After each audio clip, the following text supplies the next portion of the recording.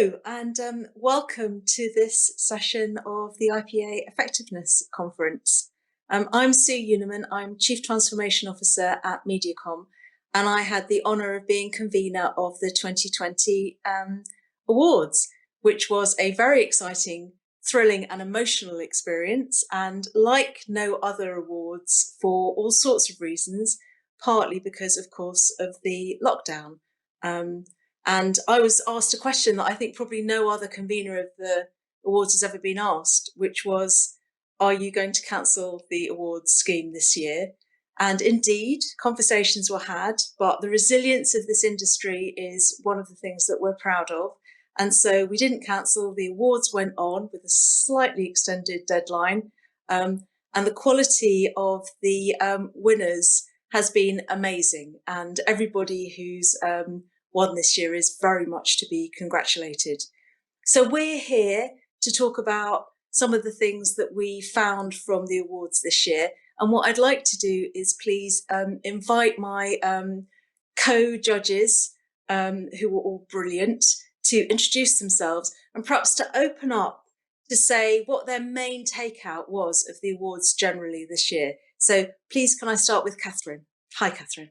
Hi, so Catherine Kehoe, work at Lloyds Banking Group, and I think overall, that notwithstanding the somewhat unusual circumstances in which they were conducted, I think the process and the quality was no less for all of that.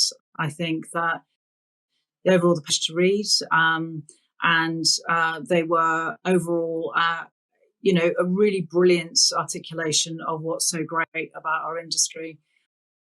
And hi, Malcolm. Hi there, I'm Malcolm White. I'm the CSO, the Chief Strategic Officer at Krow Group, and I was one of the industry judges. I think that my main takeout, Sue, was that there's so much new and exciting stuff going out there in terms of evaluation and effectiveness.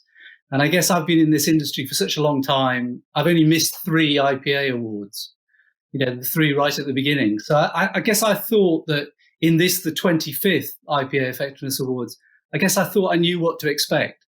And I was completely wrong.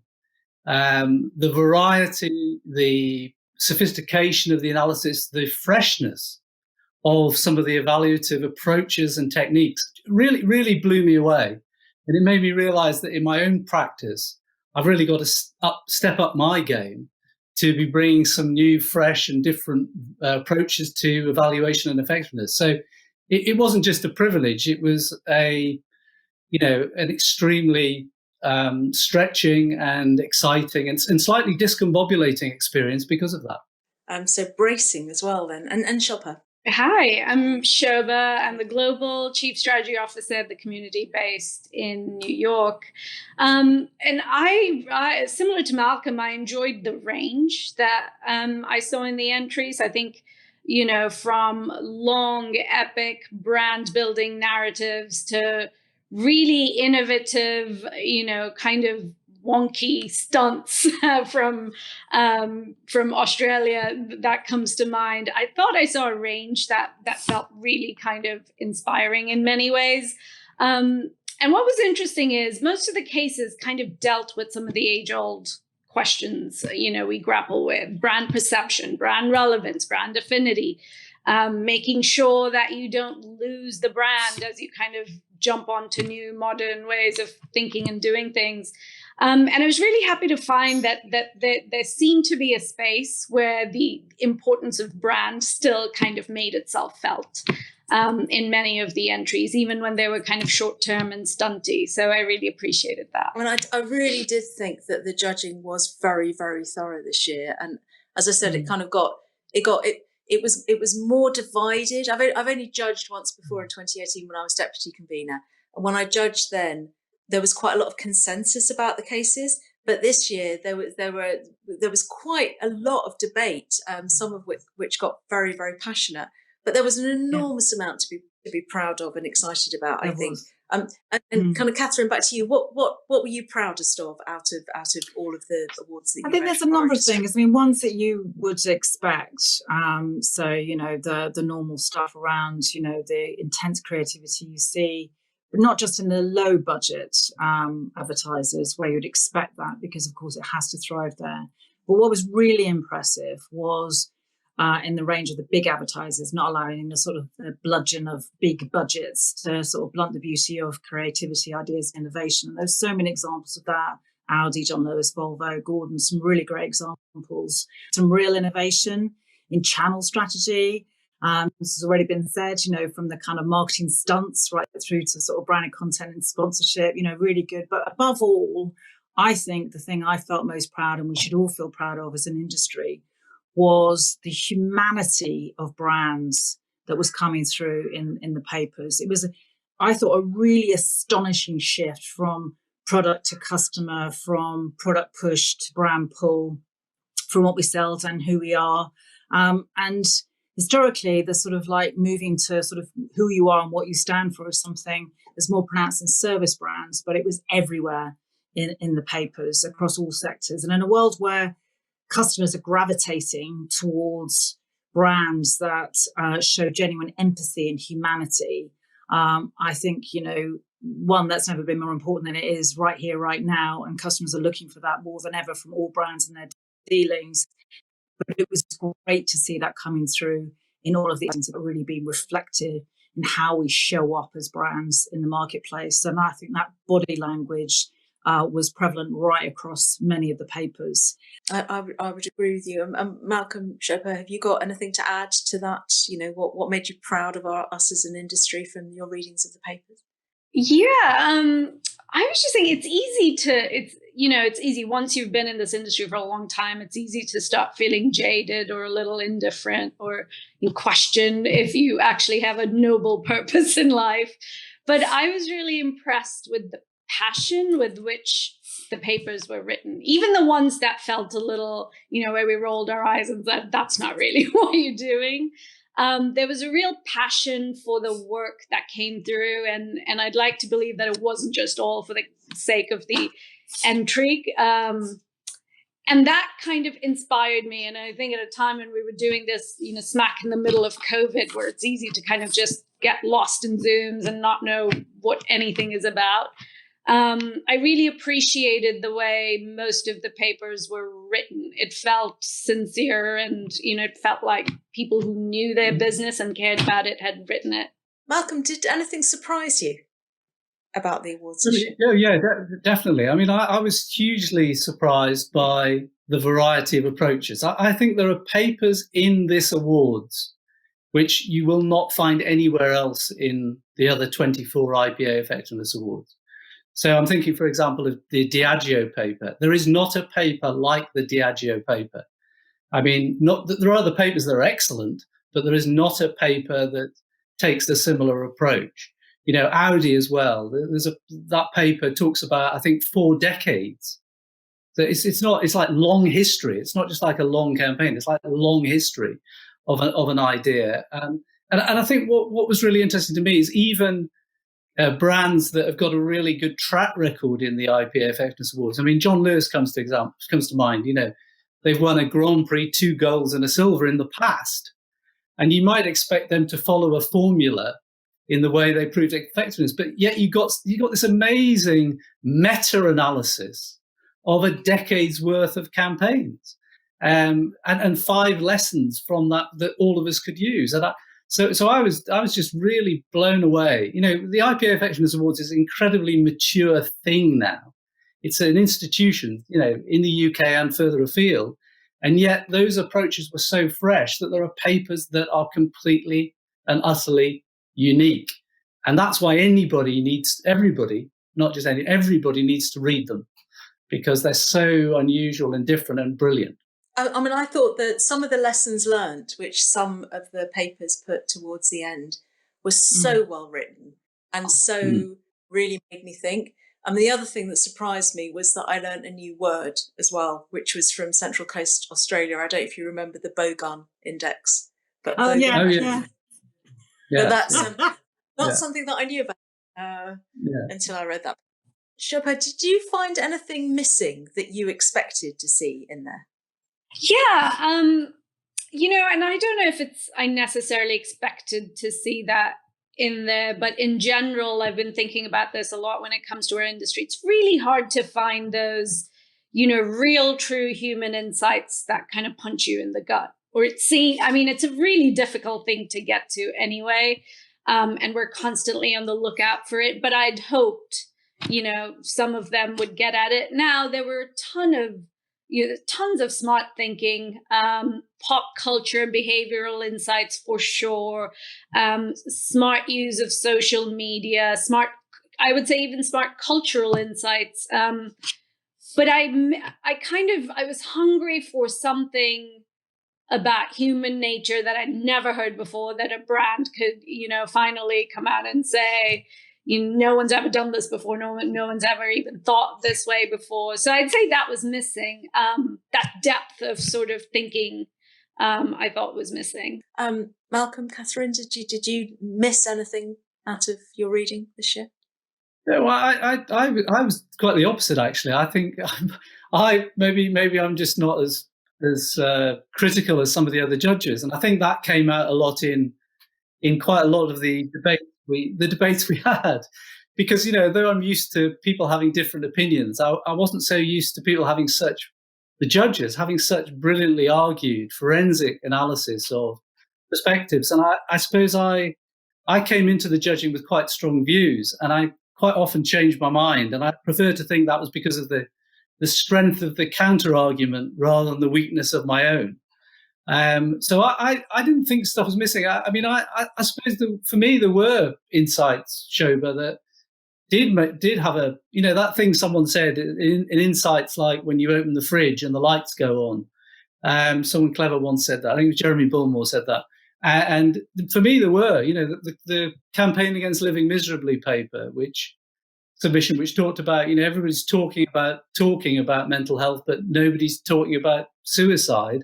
Just made me go, wow, actually, yes. The lights went on. So no, for me, it was quite the opposite. There was a surfeit of things that I was surprised by rather than an absence of stuff that I was expecting, I suppose. I agree with the point that was made, which is I think that sometimes the insights felt quite cosmetic, that it was, here's a load of insights. Anyway, this is what we're going to do. We're going to retrofit. I thought the insights about customers could have been richer. I think there was lots of ideas and creativity, but that's different, and there was tons of that. But I agree with the point that I was expecting a bit more on behaviours and insights and how they've changed and how they've shifted, and customers' expectations, consumptions and preferences have changed, and for marketing to better reflect that. And I didn't see that either. I mean, I'd asked when I as a judge from MediaCom, a media background, obviously, I'd asked for great intertwining of creative and media, and the entries I thought that stood out were the entries where they'd done that. There were some where no one had really done that, where clearly there really were. And I think but the best of them, they absolutely, definitely had done that. Can I ask you what we've learned as an industry from this year's awards? And that could be from any specific papers that you might want to mention, or it could simply be the awards as they were sort of played out this year, because they were under such different circumstances. And for instance, apart from the fact that we did all the judging on Zoom and they were very long, but actually the best Zoom calls I've done. They were just interesting. But we also had a bit of a change this year, because all of the papers went to a technical jury as opposed to just the ones with an econometrics appendix. And that for me was very interesting, because there's now data throughout the entries, and to get an independent kind of expert point of view on that, I actually found very useful. But I don't know, any of you, what we've learned as an industry this year. For me, I thought there's a really interesting change in these awards, is a number of them talked about how ideas could be evaluated. Those mercurial, difficult to grasp ideas, often expressed as an end line, but not always expressed as an end line, but often how a value could be put on those on those ideas as distinct from campaigns and communications. And I thought that was really exciting. I mean, there were, there's a submission I can think of that had that, but didn't get through because of other issues with it. But that looked at almost 50 years of an idea. Audi looked at 4 decades of an idea. The Guinness paper, which was my favorite paper, the Made of More paper, talked about specifically, the author said in that when they looked at revenue and gross profit ROI, they said, and I quote, "This is not the total effect of our advertising over that period. That figure will be much greater. It's simply the value of the Made of More idea." And I thought, from a creative agency point of view, we talk about ideas all the time. And I think sometimes some clients think, well, it's just sort of fluffy stuff that you package campaigns with. And so I thought that putting science behind an idea was extremely exciting. And I hadn't seen that before in other IPA Effectiveness Awards. So the idea, It's a great add to the data bank, right? To put proper science in that. And trust me, if it got through this year's judges, then it absolutely is substantiated. I can guarantee that. Catherine, what do you think we've learned? One thing I learned, which was tiresome, was the fact that we tend to fall into the trap that defines our craft, and many of the papers were too busy selling rather than telling. So that was a downside stuff, that it was all wrapped up in a lot of spin. But but I think that there was, across all of the papers, I think there were so many really important lessons that everyone who reads them will pick up. And obviously, long term is not odds with short term, proven over and over and over again. The hard metrics being soft, zigging to the zag, shaping customer opinions, not following them, and breaking rules, and all of those things, especially the breaking rules, I found really interesting. There was lots of examples of people saying it isn't marketing by numbers. It is, as well as being a science, it's an art, as well as it being about measurements, it's about miracles. And I think that, I thought there were so many examples of that. And I thought the best papers were where they knew the role that measurement and data, which is, of course, absolutely critical to inform success, but they don't in of themselves determine success. That's about judgment. That's about insight. That's about courage. That's about people making the right decisions. It's informing those decisions. And the best papers used measurement, data, and miracles all together, with a big sprinkling of courage and creativity. And there were some exceptional papers, but I thought breaking some of the rules and testing some of the sort of, perceived pearls of wisdom that have defined our industry was interesting. We'll take something from them. And Shobha? Yeah, I agree with everything Catherine and Malcolm said. I also think, I keep going back to the Diageo paper because, it's amazing what they were able to do in terms of using data and technology, not only to determine investment, but also as a tool to kind of inspire 200 different brands in 60 plus countries with very different cultural nuances. So it can be done. There's always a lot of conversation around, well, data's data and creativity is creativity, but it can be done. And I almost wish they would share that tool with the entire industry so we could all kind of get on it and learn from it. But I really loved that. Because that was about the transformation of their business, not just about a campaign. Yeah. That's right. Yeah. It was amazing. I agree. And in theory, it's the transformation of our business. If we were able to think big in that manner and do some of the things that they've done. It also sounds like the way they deployed it across different cultures, different offices, getting people to buy into it, agencies to use it. It's not easy. We know it's not easy, but that was quite impressive, I thought. So, Malcolm, you've already said your favourite paper was the Guinness one. If the audience out there, and I'm sure the audience out there will read all of the papers because it's an IPA Effectiveness Marketing Conference audience, so of course. But if you were speaking to somebody who perhaps was only going to read one or two, What would be your kind of top one or two that must read? I mean, I think Diageo, I guess, but outside of Diageo and Guinness, what would you pick? Audi. There's a great little thing in the Audi paper.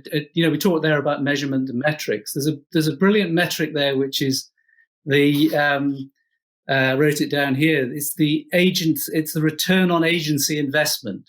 It's sticking with BBH for 4 decades, and I thought that was really brilliant. It's a brilliant paper. It's about idea. Again, I'll go back to what I said before. It's about ideas. So I tended to gravitate to those. And yet you've got the campaign against living miserably, the Project 84, it's called, the 84 statues on the top of, are they going to jump, are they not going to jump, at the top of the ITV tower, which is about the power of a single image, but the power of an idea still. I mean, it's that thing that the great late Bill Bernbach said, is that nobody remembers the number of ads you've run, they remember the impression that you've made. And I thought that was a really, brilliant paper. John Lewis is worth reading as well. I mean, there's so many of them. Going back to the Guinness one, it's about the idea. So some people might think, well, it's quite highfalutin and it's quite zoomed out. It's a bird's eye view rather than a worm's eye view. But actually, there's a brilliant activation at the middle of that.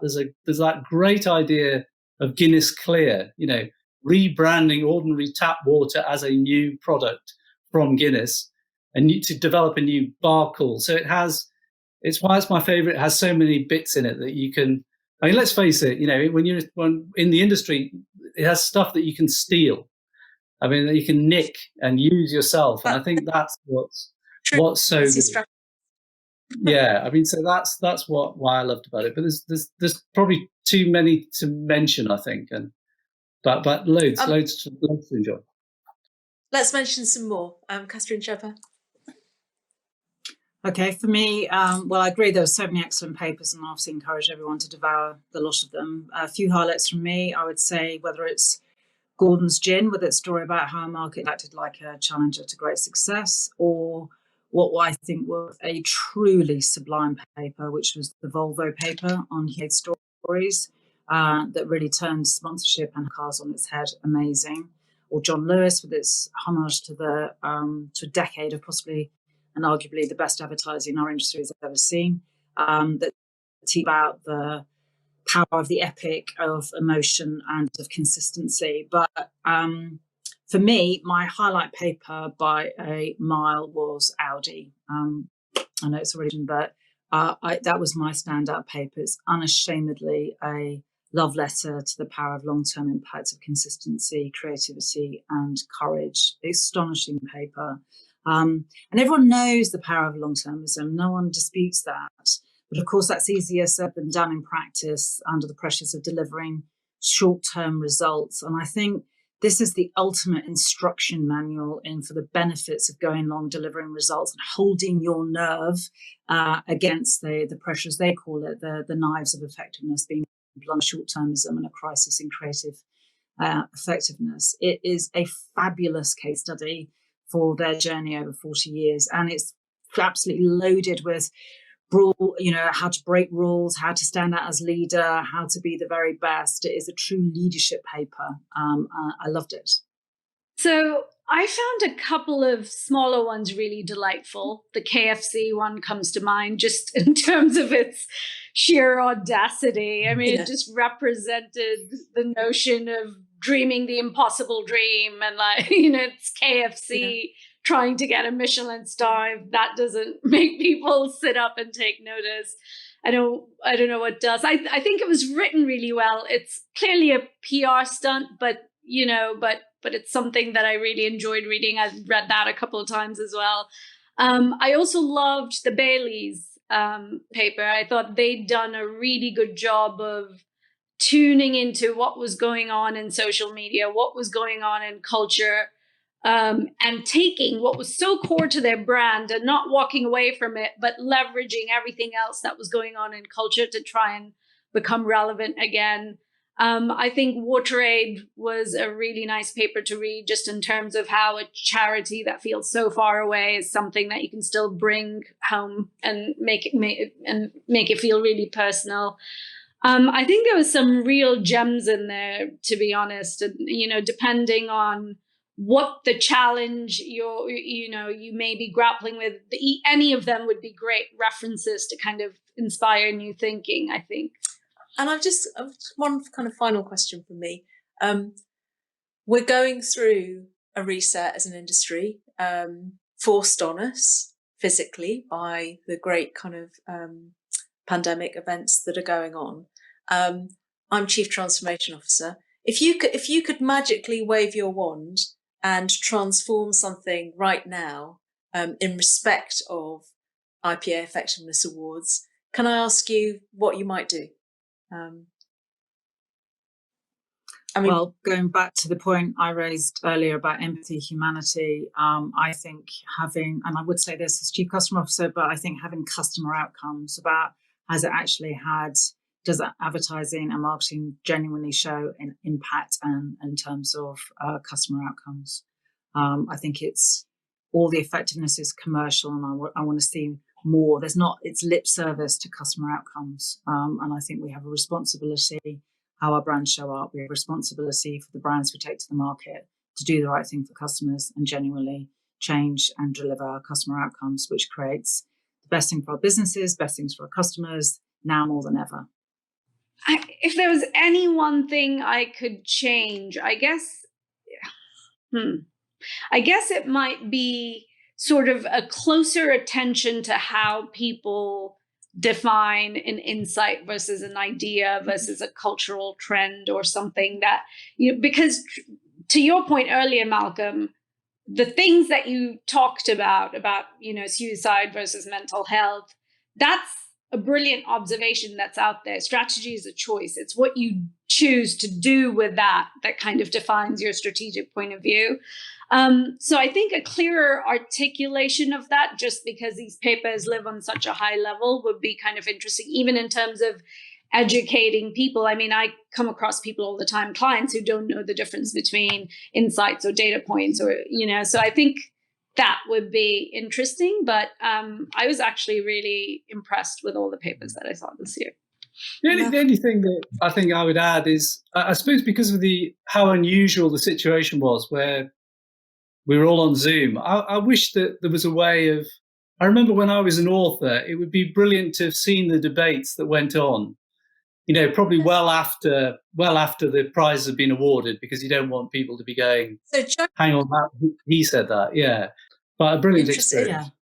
I think for me, one of the most powerful things is the papers we didn't argue over, and there was lots of difference of opinion, lots of logic, and that was very interesting.